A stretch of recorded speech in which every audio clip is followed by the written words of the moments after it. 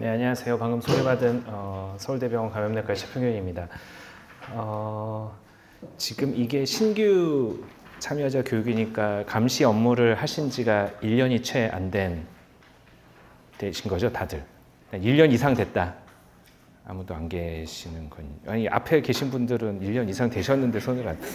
강사의 호응에 별로. 네, 저는 이제 혈류감염. 근데 보니까 중복되는 내용도 좀 있고요. 앞에 뭐 용어 설명이나. 근데 사실은 제일 제가 하고 싶은 얘기는 감시를 위한 진단과 실제 환자 진료를 위한 진단이 다르다. 이거를 먼저 이해를 하고 감시를 해야 됩니다. 그러니까 이 진단 기준이 왜 이렇게 설정됐어요? 라고 물어보면 그냥 그렇게 정한 겁니다. 근데 사실은 감시를 위한 진단 기준은 ICU 전체 환자 그룹을 대상으로 하는 거고요. 그 환자를 위한 진단 기준은 개별 환자를 어떻게 치료할 거냐 이거잖아요. 그러니까 한 명의 개개인에서 이렇게 우리가 정한 기준으로 진단을 했을 때 틀릴 수도 있어요. 물론 그 환자가 크랩시가 아닌데 크랩시로 잡을 수도 있고 VAP가 아닌데 VAP로 잡힐 수도 있고. 하지만 같은 기준으로 집단에 대해서 동일한 기준으로 계속 보다 보면 그 집단에서의 트렌드를 파악할 수 있다. 이런 거거든요. 그래서 개별 사례 하나하나를 아주 정확하게 맞추겠다. 이게 목적이 아니다. 이거를 이해하시고 그래서 이렇게 정한 거다. 그래서 그거를 좀 받아들이시면 됩니다. 좀 이렇게 이제 저희 감염하는 사람들이 의외로 제가 좋아하는 그러니까 옵세라는 말 요즘도 쓰나요? 저 학생 때 많이 썼는데 옵세들이 많아요. 감염하는 사람 옵세들이 많고 또 쓸고퀄이라 쓸데없는 고퀄리티를 추구하는 사람들이 많습니다. 그래서 한 사례를 정확하게 막 진단 이런 강박관념을 가신 저희 같이 저랑 같이 일하시는 감염관리 간호사분들도 막 그런 게 강박에 막 괴로워하시는 분들이 많은데 그냥 정해진 기준을 무심하게 전혀 사심을 내가 이 중환자실의 감염률을 줄이겠다 이런 사심을 가지지 마시고 무심하게 정해진 규칙을 적용하시면 됩니다. 그래서 오늘 혈류감염 진단을 하겠는데 뭐 다 보니까 김진환 선생님이 강의를 잘 하셨더라고요. 용어 그래도 이제 BSI의 중요한 용어들 다시 한번 빠르게 리마인드 하겠습니다. 중환자실 의료 관련 이틀 이내에 발생한 거는 기감염으로 보고 3일째로 한다. 예전에는 이게 48시간이었어요. 너무 복잡한 거예요. 48시간 차트 리뷰를 하려면은 입시 시간 봐야 되지, 뭐 혈액배양 한 시간 봐야 되지. 그래서 이거를 칼렌더 제이로 바꿨습니다. 그래서 그냥 달력 날짜 기준으로 이틀까지. 억울한 경우 있어요. 막 밤 11시 50분에 중환자실로 왔는데 다다음 날 새벽 1시에 컬처했어요. 그러면은 뭐 26시간 만에 컬처가 됐지만 그거는 중환자실 감염이다. 이렇게 칼렌더 데이로 하고 있다. 이거 이해하시면 되고요. 여러 이제 감염 진단을 내리려면 어떤 요소를 충족해야 되는데 그 요소를 충족하기 위한 기간이 무한정 있지는 않습니다. 그래서 기준이 되는 게 있으면 플러스 마이너스 3일, 그래서 토탈 7일간의 그 요소들이 있어야 된다. 이게 인펙션 윈도우 피리어드 진단 기준 충족 기간이고요. 감염 발생일은 진단길 충족한 요소 중에 가장 처음 발생한 날이 감염 발생일이다. 하지만 이제 그것 중에 또 다른 게 퇴실하고 나서 발생한 거는 퇴실일이 감염 발생일로 봅니다. 동일 감염 불가 기간이라는 거는 동일한 종류의 감염이 새로 14일간은 같은 감염이 생긴 거는 그냥 재발한 걸로 보지 않는다. 라는 겁니다. 그러니까 뭐 이게 물론 다시 새로운 감염이 생겼을 수 있습니다. 2주 안에. 하지만 그냥 이 기준을 적용하겠다라는 겁니다. 2차 혈류 감염 진단 기간이 사실 좀 어려운데 예전에는 코니스가 2차 혈류 감염을 그냥 클리니컬 디시전으로 했는데 이게 한 2018년인가 20년이 진단 기준이 바뀌면서 이제 NHSN처럼 저희도 2차 혈류 감염 진단 기준이 다 생겼습니다. 그래서 2차 혈류 감염으로 진단을 하기 위해서는 2차 혈류 감염 진단 기준을 만족해야 되는데 그 만족할 때 해당 검체가 2차 혈류 감염으로 진단 가는 기간이 두 가지를 생각해야 됩니다. 하나는 혈액배양이 그 진단, 2차 혈류 그 감염 진단의 요소이다. 그러면은 인펙션 윈도우 피어리드 안에 혈액배양이 됐어야 됩니다. 예를 들어서 뉴모2 같은 경우는 뉴모2가 혈액배양에서 균이 자랐다라는 게 진단 기준에 있잖아요. 그러면 그 혈액배양은 뉴모니아 진단한 인펙션 윈도우 피어리드 안에 있어야 됩니다. 하지만 원발 부위에서 균이 자라는 게 진단 기준에 들어있고 그런 감염의 경우에는 원발 부위와 동일한 균이 혈액배양에서 자랐다. 그럴 때는 인펙션 윈도우 피어리드 플러스 RIT까지 해서 2차 혈류감 진단 기간이 17일이 됩니다. 그건 뒤에서 예시로 한번 다시 자세히 설명을 드리겠습니다. 중심정맥과는 삽입 부위에 관계없이 카테터 끝이 큰 혈관에 있는 카테터가 중심정맥관입니다. 그러니까 PICC도 카테터 끝이 SVC 아니 뭐 이런데 SVC에 가 있죠. 근데 그러기 때문에 얘도 중심정맥관인 거죠. 하지만 그래서 큰 혈관은 이제 이런 식으로 정의를 하고 있고요.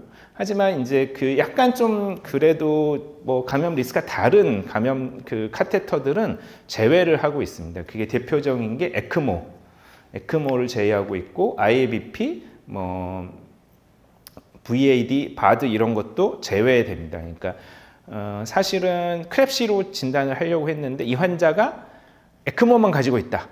그렇게 발생한 감염 크랩시는 아닙니다. 하지만 에크모와 센트럴 같이 가지고 대부분 사실 에크모하는 환자 센트럴 같이 가지고 있잖아요. 현실적으로 크랩시로 잡히는데 아무튼 에크모만 가지고 있으면 크랩시는 아닙니다. 그래서 VAP도 그렇게 순서를 설명을 하셨던데 혈류 감염은 사실은 VAP보다는 훨씬 간단합니다. 왜냐하면 VAP는 상당히 주관적인 체스트 PA라는 걸로 시작을 해야 되는데 체스트 PA 사실은 병원에서 보시면은 판독 안 될 때도 많고 판독돼도 다 no significant change로 한 30일 막 판독돼 있고 막 그래서 이게 실제 뭐가 생겼는지를 인지하기가 상당히 어려운데 혈액배양은 간단합니다. 혈액배양에서 균이 자랐다. 그러면 이제 시작인 거죠. 혈액배양을 했는데 균이 자랐다. 그러면 이게 의미 있는 균열증이냐를 먼저 판단하시면 되고 그 다음에 다른 부위 감염이 관련이 있냐를 두 번째로 판단하고 의미 있는 균열증인데 다른 부위 감염이 없다. 그러면은 그냥 1차 혈류 감염이 생긴 거고 그때 센트럴 라인을 가지고 있었냐? 그러면 센트럴 라인 감염으로 진단을 하시면 됩니다. 그래서 의미 있는 혈류 감염이냐라는 진단하는 거는 두 가지 기준을 쓰고 있습니다. 혈액에서 병원성이 인정되는 균주가 자랐다. 한 쌍만 자랐어도 그거는 거기서 끝입니다. 병원성으로 인정되는 균이 자랐으면 그건 의미 있는 혈류 감염이 생긴 거예요. 하지만 보통의 피부 상재균이 자랐다. 이때는 피부 상재균은 혈액배양을 하면서 오염될 수 있기 때문에 오염이 아니다라는 기준이 있어야 됩니다. 그거를 두 쌍 이상이 자라고 그 다음에 증상이 하나는 있어야 됩니다. 이렇게 두 가지 기준을 가지고 있습니다. 그래서 의미 있는 병원성으로 인정되는 균주가 자랐다라는 거는 병원성으로 인정되는 균주는 사실 병원성으로 인정되는 균주 리스트가 있는 게 아니고 피부 상재균으로 인정되는 균의 리스트가 있습니다. 그 리스트에 포함되지 않은 균이 자랐다. 그러면 그냥 일단은 병원성으로 인정되는 균주라고 판단하시면 됩니다. 한 개 또는 그 이상은 그냥 블러드 컬처 바틀 하나에서 자랐다라는 것을 의미하고요. 그래서 그리고 이제 코니스를 보면은 예를 들어서 살모넬라, 시겔라, 리스테리아 이런 거는 주로 지역사회 감염이니까 우리가 의료 관련 감염으로 치진 않겠다. 그래서 LCBI 제외하고 있고 뭐 크립토코커스도 뭐 전형적인 지역사회 감염으로 의료 관련 드물게 LCBI 제외한다 이렇게 예외로 빠지는 균들이 몇 개 있고 피부 상재균으로 리스트업된 균은 빠지고 나머지는 다 의미 있는 병원균으로 보시면 되고요. 피부 상재균이 자랐을 때는 2회 이상 또는 따로 체열한 것이 자라야 됩니다. 보통의 피부 상재균은 리스트업이 있고요. 이때 이제 같은 균이 두 번 자라야 되잖아요. 근데 같다라는 기준이 스피시스까지만 같으면 우리는 일단 같은 것으로 인정하자라고 하고 있습니다. 예를 들어서 사실은 스피시스만 같다고 하는 걸 같은 것으로 인정하는 거는 어떻게 보면은 저랑 저희 김태형 선생님이 호모사피엔스 같은 스피시스잖아요. 근데 같은 사람으로 인정하다 이런 수준이 됩니다. 솔직히 얘기하면. 하지만 우리가 그게 뭐 미생물 검사가 아주 엄밀하게 막 되는 병원들이 많이 없고 이게 모든 병원을 아울러야 되기 때문에 일단은 저희가 스피시스만 같으면은 같은 균으로 보자는 거고요. 안티바이오, 그러니까 항생제 감수성 패턴이 다르면은 사실은 엄밀하게 따지면 같은 균이라고 보긴 어려울 수도 있는데 안티바이오는 따지지 않겠다는 겁니다. 그러니까 스타필로코커스 에피더미디스가 자랐는데 한 쌍은 메치실린 감수성, 한 쌍은 메치실린 내성으로 나왔어요. 그러면 이거는 엄밀하게 따지면 같은 균이라고 볼 수 없는데 코니스 기준에서는 그냥 그거는 같은 균으로 보자 이렇게 정하고 있습니다. 두 번 이제 체열했다라는 기준도 있습니다. 두 번 체열하는 거는 아나토미칼리 다른 부에서 체열한 게 두 번입니다. 그리고 센트럴 라인이 뭐 2루멘, 3루멘이 있잖아요. 다른 루멘에서 체열한 건 각각의 루멘을 다른 사이트로 봅니다. 그러니까 예를 들어 히크만 레드에서 자라고 블루에서 자랐다 그러면은 두 번 자란 겁니다. 같은 센트럴 히크만에서 체열했지만 이렇게 루멘이 다르면 다르다. 또 이런 경우도 있습니다. 그러면은 오늘 하고 내일 체열했는데 똑같은 균이 자랐다. 그건 이틀까지는 우리가 한 세트로 봅니다. 근데 오늘 체열하고 모레 자랐다. 이거는 한 세트로 보지 않습니다. 왜 이렇게 정했냐라고 물어보시면 그냥 그렇게 정한 겁니다. 이유를 물어보시면 안 됩니다. 이건 다 그냥 그렇게 정한 겁니다. 그리고 나서 피부 상재균은 그럼 혈액배양이 자란 날이 기준인 거죠. 그 기준으로 플러스 마이너스 3일 안에 저혈압, 발열, 오한 증상 중 3가지가 하나 있어야 됩니다. 근데 그게 무한정 있으면 안 되고 예를 들어서 코아구로 네가티브 스타필로코카이가 7월 4일 날 자랐는데 7월 1일부터 7일 안에 열이 나거나 혈압이 떨어지는 이벤트, 환자가 오한을 호소했다는 이벤트가 있으면 이때야 비로소 의미 있는 균열증이 되는 겁니다.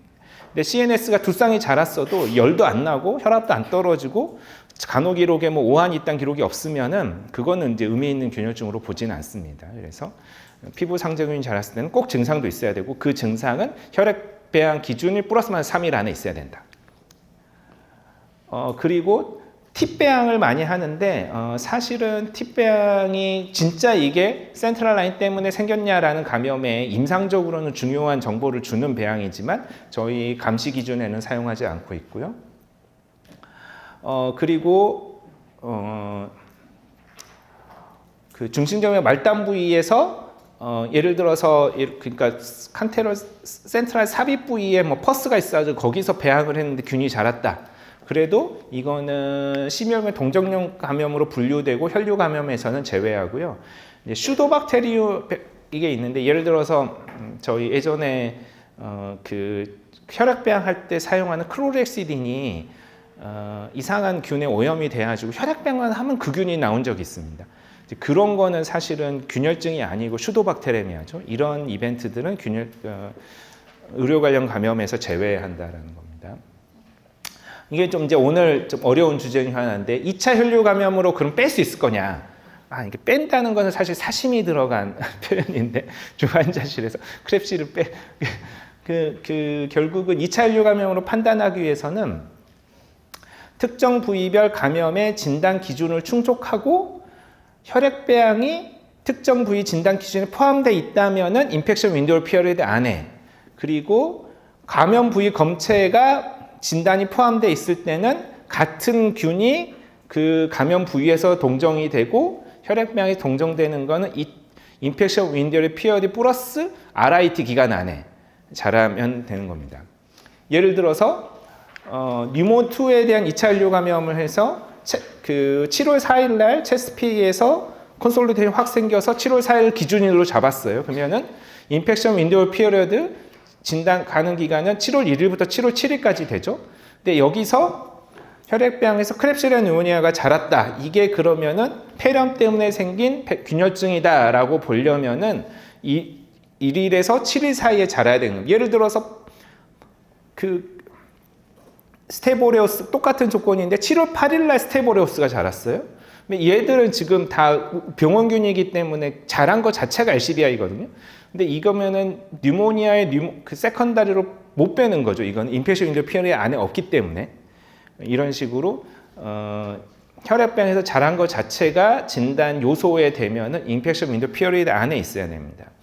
하지만 UTI 같은 경우는 이콜라이가 혈액에서 자랐어요. 근데 그 이후에 이콜라이가 UTI가 생겼어요. 근데 이게 혈액 배양에서 이콜라이가 동정되면 이게 UTI 때문에 생긴 균열증이다라고 할 수 있는 기간은 7일까지가 아니고 17일까지 안에 자란 거는 다 이 요로 감염에 의한 세컨다리 BSI로 보겠다라는 겁니다. 이해가 되시죠? 그러니까 원발 부위에서 배양 검사가 필요한 진단 기준이 있으면은 인펙션 윈도우 피리어드 플러스 RIT 기간까지 하고요. 근데 혈액 배양이 진단 기준에 있으면은 그 혈액 배양은 진단 기준 요소 안에 있어야 되기 때문에 플러스 마이너스 7일 아니 3일 안에 혈액 배양이 돼야 된다라는 겁니다. 그래서 이런 식으로 이제 2차 혈류 감염으로 배제가 안 돼서 의미 있는 LCBI가 됐으면 이게 센트럴 라인과의 연관성을 보겠다라는 거죠. 연관성은 기준은 이틀을 초과해서 가지고 있어야 됩니다. 센트럴 라인 적어도 일단 이틀을 초과해서 가지고 있었고 균열증이 생기는 시점에 센트럴 라인을 가지고 있거나 그 전날 가지고 있으면 그때 생긴 혈류 감염은 센트럴 라인과 관련된 이제 우리말로 하면은 관련된 거 영어로 하면 association이죠. 이게 이제 영어의 뉘앙스가 좀 다른데 association은 그러니까 꼭 이것 때문에 생겼다라는 건 아닌 거예요. 이제 진짜 센트럴 라인 때문에 균열증이 생겼다 그런 거는 대개는 영어에서 related라는 표현, 이제 causal relationship이 있다라고 할 때는 association causal relationship까지는 아니거든요. 그러니까 우리가 갖고 있는 진단 기준은 센트럴 라인 때문에 생긴 혈류 감염을 과아 진단할 가능성이 있습니다. 그러니까 좀 더 센시티비티를 높이기 위해서 진단 기준을 좀 예민하게 잡아놓은 거죠. 그래서 과아 진단할 리스크는 있지만 같은 기준을 계속 집단화에 적용을 하면 트렌드를 보겠다. 그러니까 이 환자에서 생기는 균열증이 진짜 센트럴 라인 때문에 생겼냐라는 걸 맞춰봐라. 이 진단 기준이 아니라는 겁니다. 그래서 그냥 이렇게 정한 겁니다. 그래서 센트럴 라인을 삽입하고 다음날 균열증이 생겼어요. 그러면 이틀을 초과하지 않고 이틀만 가지고 있었죠. 증례 이 케이스 1은 그러니까 크랩시가 아니라라고 할 수 있고 케이스 2는 센트럴 라인을 1일날 삽입하고 3일날 블러드 컬처를 했는데 스테보레오스 자랐어요. 그러면 균열증이 발생한 날을 보면은 센트럴 라인을 3일 가지고 있었으니까 이틀을 초과해서 가지고 있었고 균열증이 생긴 날 센트럴 라인이 있었기 때문에 크랩시입니다. 케이스 3는 센트럴 라인을 1일날 삽입하고 3일날 제거했는데 4일날 스테보레오스 자랐어요. 감염 발생일 기준을 보면은 센트럴 라인이 그 발생이 전날 센트럴 라인이 있었고 센트럴 라인이 이틀을 초과해서 가지고 있었기 때문에 크랩시입니다. 케이스 4는 1일날 삽입하고 3일날 뽑았는데 5일날 혈액배양을 했다라는 거예요. 그럼 감염 발생일 기준으로 보면 그날과 그 전날 센트럴 라인이 없었기 때문에 얘는 크랩시가 아니다. 이렇게 진단을 하면 됩니다. 물론 케이스 4도 다 센트럴 라인 때문에 생겼을 수도 있어요. 하지만 그걸 정확히 맞추겠다라는 게 아니라는 거죠.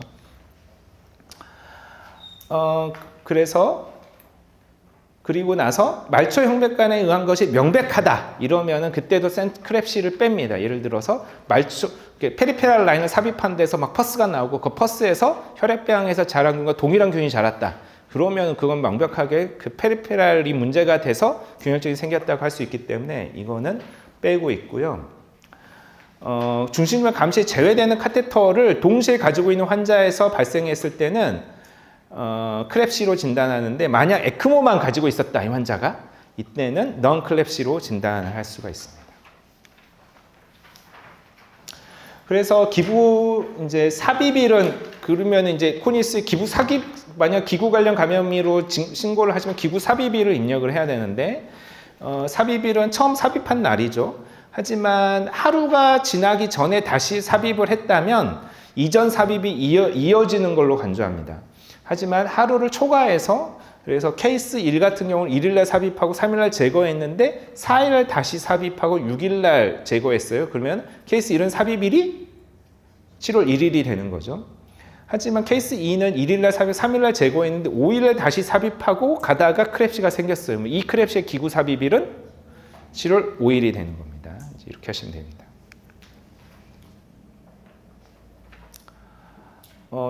그리고 케모포트 같은 이제 그 거치하고 있는 센트럴 라인을 가지고 있는 환자에서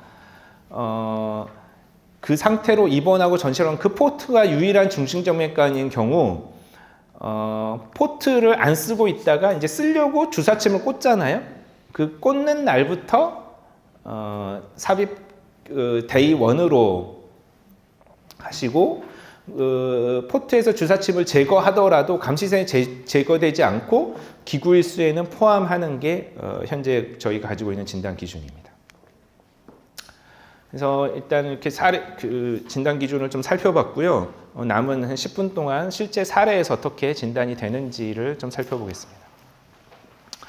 63세 남자가 의식저하로 왔고 뇌출혈이어서 중환자실에 왔고 서브클라비안을 삽입을 했습니다. 4월 10일 날 중심정맥관을 제거하고 일반 병실로 전동을 했습니다. 하지만 그 다음 날 병동에서 열이 38.5도까지 나서 여러 가지 검사를 했더니 혈액병에서는 코리네박테리움 스트리아툼이 한 쌍이 자랐고 다른 한 쌍에서는 캔디다 알비칸스가 자랐습니다.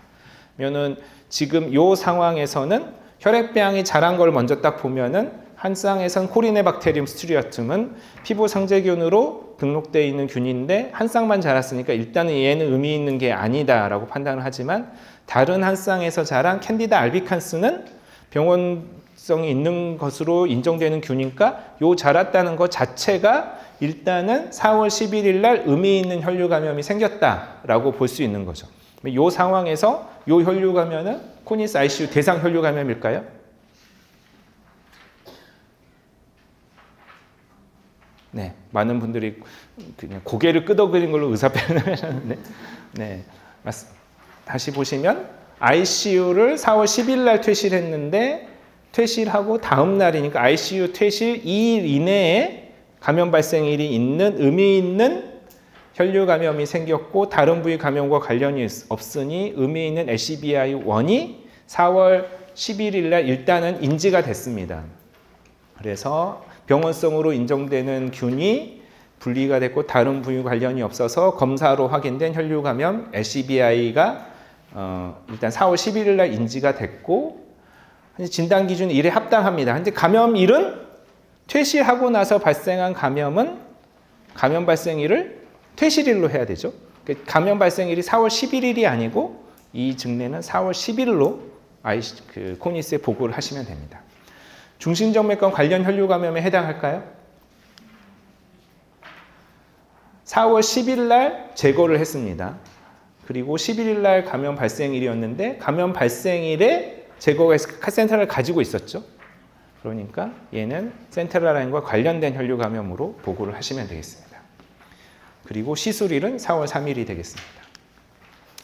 두 번째 증례입니다. 70세 남자가 췌장암으로 수술하고 치료받던 중 열이 나면서 복동 구토가 발생하고 혈압이 저하돼서 중환자실로 왔습니다.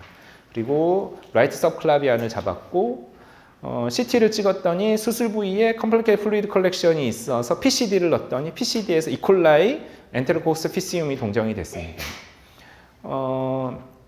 그리고 나서 체온이 다시 오르고 혈압 저하가 발생을 해서 혈액병을 했더니 혈액병에서 엔테로코커스 피시움이 동정이 됐습니다. 이 증례는 코니스 ICU 대상 혈류 감염인가요? ICU의 엔테로코커스 피시움은 자랑과 동시에 LCBI1으로 진단될 수 있는 균이기 때문에 의미 있는 균열증이 일단 생겼고 ICU 입시를 하고 이틀을 초과해서 생겼기 때문에 코니스에 일단은 보고할 LCBI가 생긴 건 맞는데 그러면 이게 다른 부위 감염과 관련이 있을 거냐 2차 혈류 감염의 가능성을 평가를 해야 되는 거죠. 그래서 코니스 진단 기준의 복강내 감염 진단 기준을 보면 3A인가 이게 아무튼 임상 증상이 있고 진단과 치료 목적으로 시술을 통해 얻은 조직에서 균이 자라고 혈액에서 균이 자라고 영상 검사에서 그런 게 확인이 됐을 때는 복강내 감염으로 진단을 할 수 있습니다. 환자는 그래서 그 기준에 맞춰 보면은 열이 있었고 구토, 복통, 압통을 호소했고 PCD를 삽입한 그 무균적으로 채취한 검체에서 균이 자랐고 CT에서 컴플리케이티드 플루이드 콜렉션 소견이 보였으니까 일단은 복강내 감염의 진단 기준은 현재 충족하고 있습니다. 그러면 2차 혈류 감염으로 그러면 균열증이 자란 게 복강내 감염의 2차 혈류 감염으로 진단할 수 있을 거냐? 이거는 감염 혈액배양이 양성이 특정 부위별 진단 기준에 포함된다면 인펙션 윈도우 피리어드 안에 있어야 되고 감염 검체에서 확인하는 게 포함된다면 리피티드 인펙션 타임 프레임 안에까지만 있으면 됩니다. 현재는 PCD를 얻은 검체에서 미생물이 자란 게 진단 기준에 포함됐으니까 현재 이 증례는 감염 부위의 검체에서 미생물을 확인하는 게 진단 기준에 포함된 경우니까 이때는 인펙션 윈도우 피리어드 플러스 RIT까지 안에 자란 균열증은 일단은 2차 혈류 감염의 대상이 되는 겁니다. 그래서 보면은 정리를 하면은 7월 3일 날 복통이 있었고 7월 4일 날 PCD를 넣었는데 이콜라이 VRE가 자랐습니다.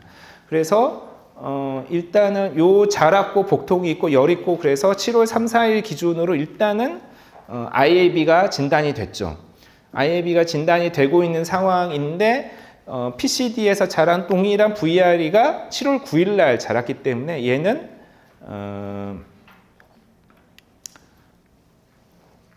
그 복강내 감염에 의한 세컨다리 BSI로 진단을 하면 됩니다.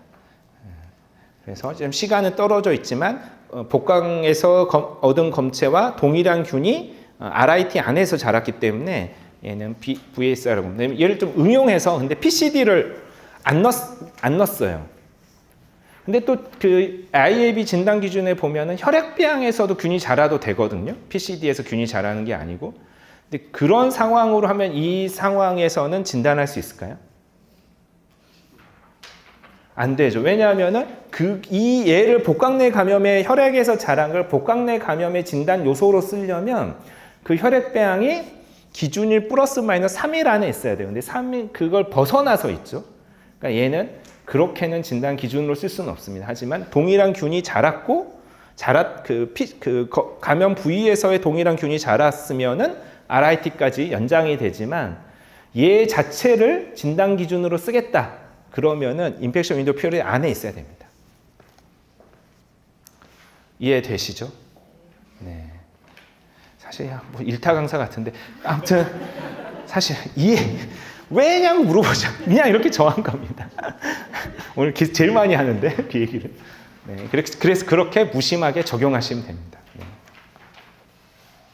그래서 이 증례는 복강내 감염의 2차 혈류 감염으로 코니스 ICU생 혈류 감염이 아니라고 할 수가 있겠습니다. 마지막 증례입니다. 35세 남자가 낙상으로 응급실에 와서 멀티플 프랙처가 있어 중환자실에 입원을 했고 라이트 서브클라비아를 잡았고 수술장에서 크로스 디렉션을 하고 제거하고 레프트 서브클라비아를 다시 잡았는데 열이 났고 4월 5일 날 혈액배양을 했더니 에피더미스 한 쌍을 자랐고 다음 날 또 혈액배양을 했더니 또 한 쌍에서만 자랐습니다. 이런 이벤트가 실제로 생기면 ICU 의료진을 가서 혼내주고 싶죠. 뭔 이런 의미 없는 혈액배양을 자주 해서 이런 사단을 만드냐 혼내주고 싶지만 아무튼 현상은 이렇게 돼 있기 때문에 우리는 또 무심하게 기준을 적용해야 되기 때문에 혈류 감염일까 살펴보면 ICU 입실을 초과해서 연이은 이튿날에 체열한 혈액 두 쌍에서 피부 상재균이 동정이 됐기 때문에 일단 LCBI 진단 기준의 두 번째 기준을 적용할 조건이 됐죠. 그러면은 기준으로 플러스 마이너스 3일 안에 증상이 있어야 되는데 봤더니 플러스 마이너스 3일 안에 전날 38.5도의 발열이 있었습니다. 그러니까 증상도 있어서 얘는 의미 있는 LCBI2가 발생한 상황이라고 진단을 할 수 있고 ICU를 입실 이틀 초과해서 감염 발생이 되면 4월 4일로 보이기 때문에 코니스에 보고해야 되는 LCBI2가 발생한 상황으로 진단할 수 있습니다. 그래서 LCBI 진단기는 이에 합당하고 감염 발생일은 4월 4일로 할 수 있습니다. 중증정후에 관련 혈류감에 해당하냐는 감염 발생 4월 4일 기준으로 센트럴 라인이 있었냐를 보면 되는데 일단은 4월 4일 날 센트럴 라인을 가지고 있었고 센트럴 라인을 4월 2일날 삽입한 거긴 하지만 얘는 4월 1일날 삽입하고 다음날 바꿨기 때문에 최초 삽입은 4월 1일이죠. 그래서 감염 발생일자에 4일째 유지하고 있었기 때문에 이틀을 초과해서 가지고 있어서 크랩시로 진단을 하면 되겠습니다. 네, 크랩시를 줄이고 싶다. 제가 볼 때는 우리 중환자의 크랩시를 줄이고 싶다. 제일 중요한 인터벤션은 의료진에 가서 이 진단 기준을 강의하는 겁니다. 그래서 쓸데없는 감염이 잡히게 하는 거를 막는. 그래서 얘도 4월 6일 날 하고 7일 날 컬처했으면 안 잡혀줄 수도 있겠죠. 그래서 제가 준비한 강의는 여기까지이고요. 혹시 질문 있으시나요? 네, 질문 없으면 마치겠습니다. 감사합니다.